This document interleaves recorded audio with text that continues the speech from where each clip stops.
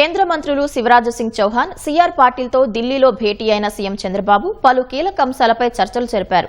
రాష్ట్రంలోని మిరప రైతుల సమస్యలు, జల్ జీవన్ మిషన్ పథకం అమలుకు అదనపు నిధులు, పోలవరం బనకచెర్ల ద్వారా నదుల అనుసంధానాన్ని కేంద్ర మంత్రుల దృష్టికి తీసుకెళ్లారు.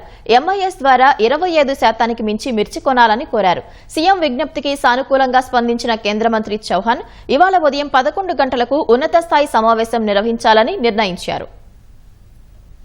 ఢిల్లీ ముఖ్యమంత్రి రేఖా గుప్తా ప్రమాణ స్వీకారోత్సవంలో పాల్గొనడానికి హస్తిన వెళ్లిన సీఎం చంద్రబాబు కార్యక్రమానికి ముందు ఉప ముఖ్యమంత్రి పవన్ కళ్యాణ్ తో కలిసి కేంద్ర జలశక్తి మంత్రి సిఆర్ పాటిల్ తో సమావేశమయ్యారు. ప్రమాణ స్వీకార వేదిక మీద, అలాగే కార్యక్రమం అనంతరం జరిగిన ఎన్డీఏ భాగస్వామ్య పక్షాల సమావేశంలోనూ ప్రధాని మోదీ, కేంద్ర హోంమంత్రి అమిత్ షా, భాజపా అధ్యక్షుడు కేంద్ర వైద్యారోగ్య శాఖ మంత్రి జేపీ నడ్డా, రక్షణ శాఖ మంత్రి రాజ్నాథ్ సింగ్ తో భేటీ అయ్యారు. అనంతరం కృషి భవన్ లో కేంద్ర వ్యవసాయ శాఖ మంత్రి శివరాజ్ సింగ్ చౌహాన్ తో వీడియో కాన్ఫరెన్స్ ద్వారా ఆ శాఖ కార్యదర్శి దేవేష్ చతుర్వేది, ఎంఎస్పీ విభాగ అధికారులతో ప్రత్యక్షంగా సమావేశమై మిర్చి రైతుల సమస్యను వివరించారు.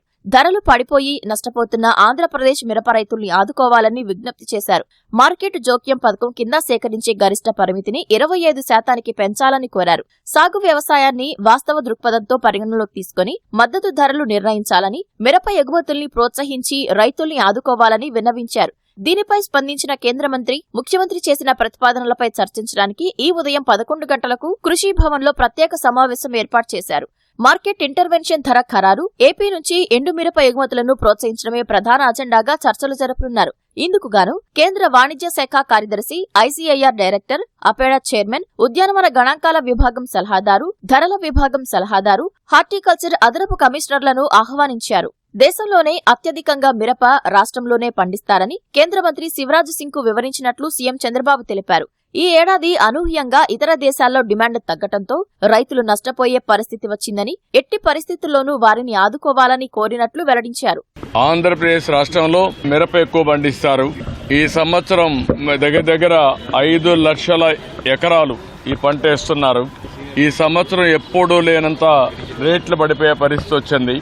ఆ విషయమే మంత్రి గారికి చెప్పాను. మార్కెట్ ఇంటర్వెన్షన్ స్కీమ్ కింద 25% ఇంటర్వ్యూన్ అవుతారు.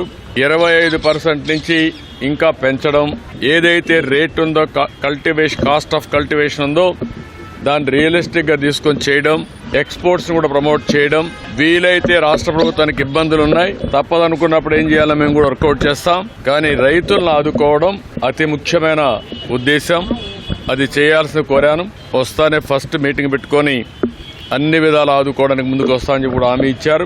వైసీపీ ప్రభుత్వ అస్తవ్యస్త విధానాల వల్ల దారుణంగా తయారైన జల్ జీవన్ మిషన్ ను సరిదిద్దాలని కేంద్ర మంత్రి పాటిల్ ను కోరినట్లు సీఎం తెలిపారు. పోలవరం బనకచెర్ల ప్రాజెక్టుకు కేంద్ర సహకారం అడిగామని వెల్లడించారు. నదుల అనుసంధానం కూడా ఏదైతే పోలవరం నుంచి బనకచెర్ల వరకు ఏ విధంగా తీసుకుపోవాలి, దీనికి కేంద్ర సహకారం కూడా అడిగాను.